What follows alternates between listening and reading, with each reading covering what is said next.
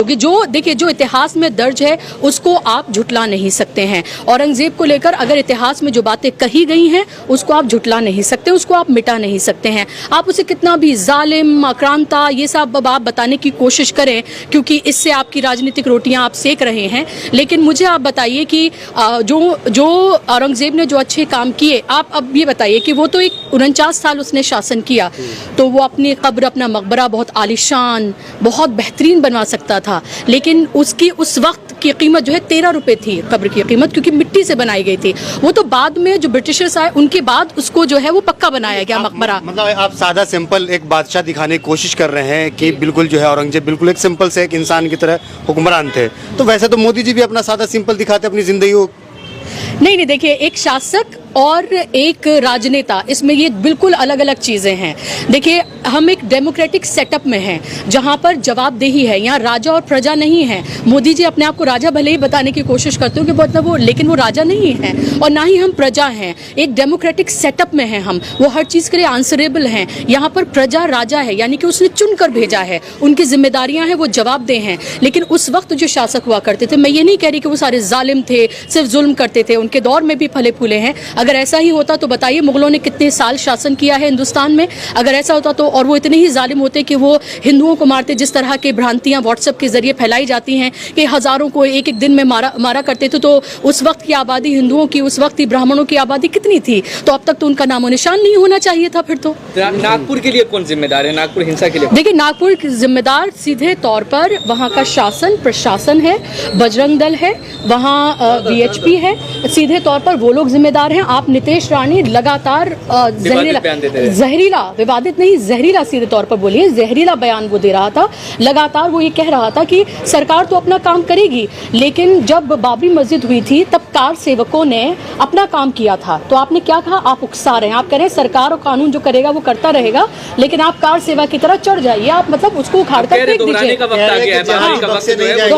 बिल्कुल, आप देखिए किस दौर में आप जी रहे हैं। अब वहाँ पर जी कह रहे हैं कि जितने भी जिहादी हैं वो बख्शे नहीं जाएंगे, चुन चुन के बदला लिया जाएगा। देखिए, उनके कहने से क्या होता है, उनके कहने से क्या होता है? अगर वो ऐसे कहते होते तो अब पिछले 11 साल से हैं वो, क्यों नहीं उन्होंने तमाम जिहादियों को खत्म कर दिया? फिर भाई हिंदुओं की सरकार है ना, वो कहते हैं हिंदू हिंदू सम्राट की सरकार है ना, और सबसे ज्यादा डरा वो किसको रहे हैं? हिंदुओं को डरा रहे हैं ना।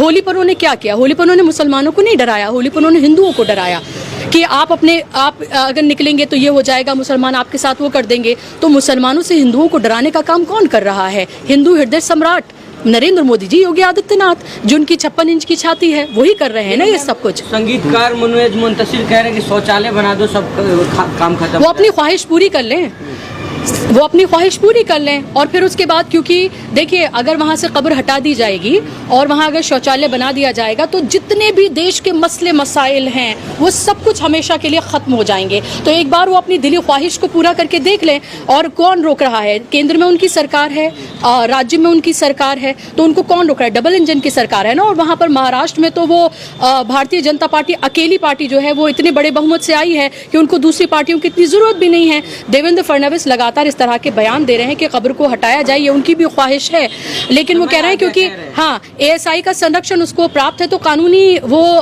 इस पर राय लेंगे, तो वो अपनी ख्वाहिश को पूरा करें एक बार, वंस एंड फॉर ऑल करके दिखा दें इसको। और फिर आप देखें कि उसके बाद जितने भी हिंदू हैं वो तमाम 80% जो आबादी है वो पूरी तरीके से सेफ हो जाएगी, सिलेंडर सस्ता हो जाएगा, महंगाई खत्म हो जाएगी, बेरोजगारी दूर हो जाएगी, तमाम तरफ से खुशहाली होगी, हरियाली होगी, और सिर्फ मोदी जी की वाहवाही करेंगे। मुगलों की बात आती है तो फिर ताजमहल, लाल किला की भी बात आने लगती है। जी बिल्कुल, तो फिर उसको भी करिए, वहाँ पर भी तो एक मकबरा है ना।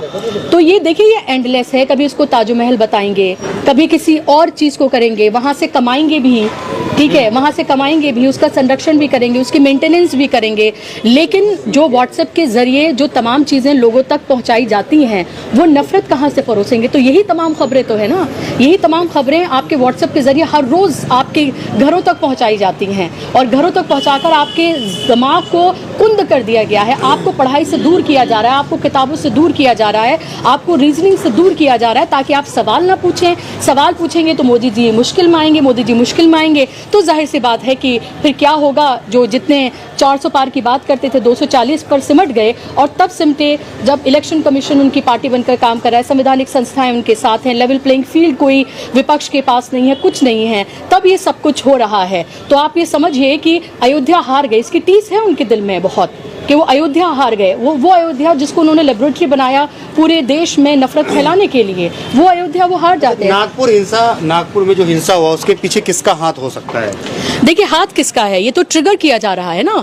ये तो अगर ट्रिगर बार बार किया जाएगा, मुसलमानों को उकसाया जाएगा, अगर आयतें लिखे हुए उस पूरे कपड़े को, चादर को अगर उसको पैरों से कुचला जाएगा, उसको आग के हवाले किया जाएगा। रमजान का महीना है, थोड़े इमोशनली चार्ज मुसलमान रहते हैं इस वक्त में। अगर इस तरह की तमाम चीजें की जाएंगी, मैं ये नहीं कह रही कि किसी भी तरह से आप पत्थरबाजी करें, कुछ भी करें, जिसके अभी कोई सबूत नहीं है तो इसलिए इसमें कोई बात नहीं करूंगी।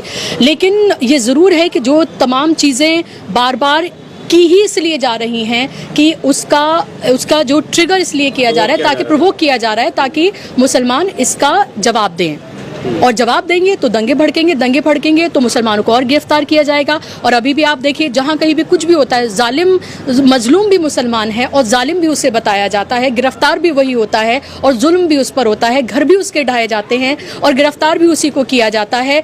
दंगे में उसका नुकसान हो, लेकिन जो दूसरी पार्टी है, इसीलिए तो उनके हौसले बुलंद हैं, क्योंकि उनको लगता है सरकार उनके साथ है, प्रशासन उनके साथ है, अदालतों से भी कहीं ना कहीं इंसाफ उनके हक में जाता हुआ नजर आता है, तो इसीलिए उनके हौसले कह रहे हैं कि जो मूवी आई है छावा, मुझे लगता है उसके खिलाफ, उसके आने के बाद जो औरंगजेब के प्रति ज्यादा गुस्सा भड़का है।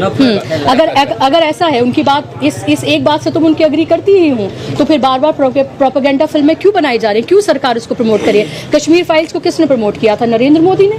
छावा को प्रमोट कौन कर रहा है? सरकार प्रमोट कर रही है। आज भी मध्य प्रदेश में तमाम कार्यकर्ताओं को, मंत्रियों को, सबको बिठाकर छावा दिखाई गई है। एक तरफ ये सब कुछ हो रहा है, यानी कि एक नागपुर से आपको तसल्ली नहीं मिली, आप मध्य प्रदेश में, आप उत्तर प्रदेश में, आप तमाम जगहों पर ये करना चाहते हैं।